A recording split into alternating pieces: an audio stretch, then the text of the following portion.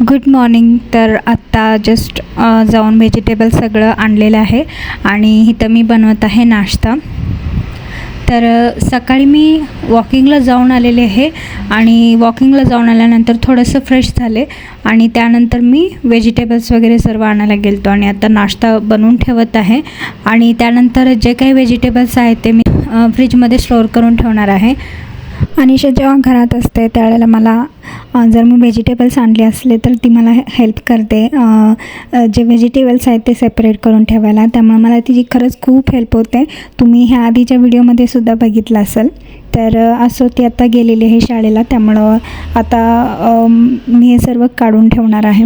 आणि माझ्या पुढच्या व्हिडिओमध्ये ना मी तुमच्यासोबत मी फ्रीजमध्ये काय काय स्टोअर करते, माझ्या फ्रीजमध्ये काय काय असतं हे तुमच्यासोबत मी शेअर करणार आहे.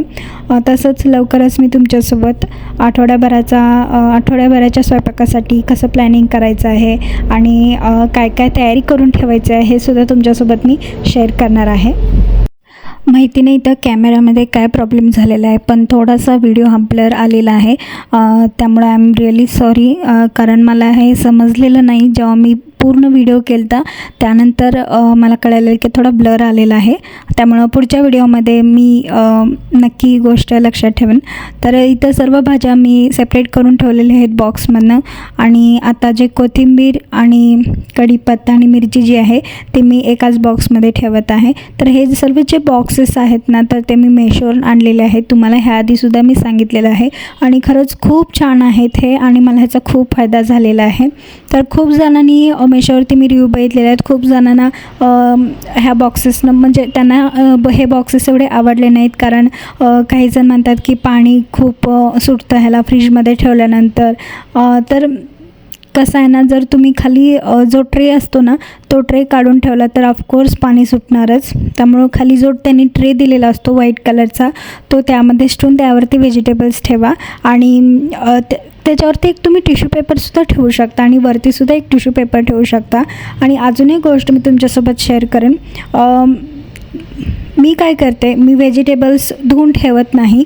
जर मी धुवून ठेवले व्हेजिटेबल्स तर ते पूर्ण वाळल्यानंतरच मी ठेवते, कारण कसं आहे थोडंसं ओलसरपणा राहिला तर मग ते जास्त पाणी सुटून खराब होतात व्हेजिटेबल्स. त्यामुळे जेव्हा करायचं असतं त्यावेळेला मी धुते आणि नाही मला धुवूनच ठेवायचं असेल तर मी ते सर्व धुवून पूर्ण वाळल्यानंतरच मग मी डब्यामध्ये ठेवते. तुम्हाला मी मागच्या व्हिडिओमध्ये सांगितलं होतं की मी एक जो कप्पा आहे तो क्लीन करत आहे, जेणेकरून काय होतं ना, श्रावण महिना जेव्हा सुरू होतं त्यावेळेला आपली एकदम दमछाक होत नाही, जास्त आपल्याला कष्ट घ्यावे लागत नाही. पण आपल्याला जसं जसं वेळ मिळेल तसं आपण जर क्लीन करून ठेवलो एक कप्पा तर मग ज्या वेळेला आपण क्लीन करत असतो श्रावण महिन्यासाठी त्यावेळेला आपल्याला जास्त त्रास होणार नाही. तर मी ह्या साईडला जे माझं पॅन्ट्री ऑर्गनायझेशनचं आहे, पॅन्ट्री युनिट, त्या साईडचं जे आहे ते सर्व मी आज क्लीन करत आहे. तर इव्हनिंग झालेलं आहे आणि काहीतरी स्नॅक्स करावं यासाठी मी हक्का नूडल्स करत आहे. तर इथं मी कॅप्सिकम घेतलेलं आहे, कॅरेट, कॅबेज आणि थोडेसे मी मिरची कट करून घेतलेले आहेत. तसंच जिंजर गार्लिक पेस्ट घेतलेली आहे. तुम्ही हवं तर जिंजर आणि गार्लिक बारीक कट करून घेऊ शकता.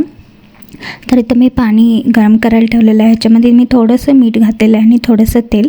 आणि आता पाणी पूर्ण गरम झाल्यानंतर ह्यामध्ये मी नूडल्स घालणार आहे.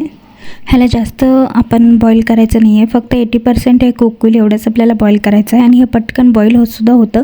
आणि हे बॉईल झाल्यानंतर आपल्याला हे एका वेगळ्या चाळणीत काढून थंड पाण्याने एकदा ह्याला वॉश करायचं आहे आणि त्यानंतर थोडंसं ह्याला तेल लावायचं आहे, जेणेकरून हे थंड झाल्यावर ह्याच्या गाठी होऊ नयेत.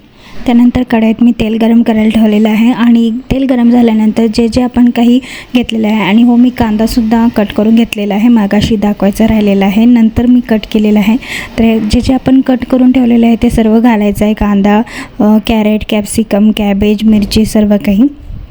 आणि त्यानंतर हे सुद्धा 80% आपल्याला कुक करायचं आहे. थोडंसं क्रंची असलं तर छान वाटतं हक्का नूडल्समध्ये. तर फ्राय करून झाल्यानंतर हे जे नूडल्स आहेत ते घालणार आहे आणि नूडल्स घातल्यानंतर त्याच्यावरती हक्का नूडल्स मसाला मिळतो तो आपल्याला घालायचा आहे. आणि त्यानंतर छानपैकी मिक्स करून आपण हे खायला रेडी आहे हक्का नूडल्स. तर मी शेवटपर्यंत नाही दाखवू शकले, माझ्या मोबाईलची बॅटरी लो झाली होती, त्यामुळं मी व्लॉग इथंपर्यंतच केलेला आहे. त्यामुळं भेटूया पुढच्या व्हिडिओमध्ये. धन्यवाद.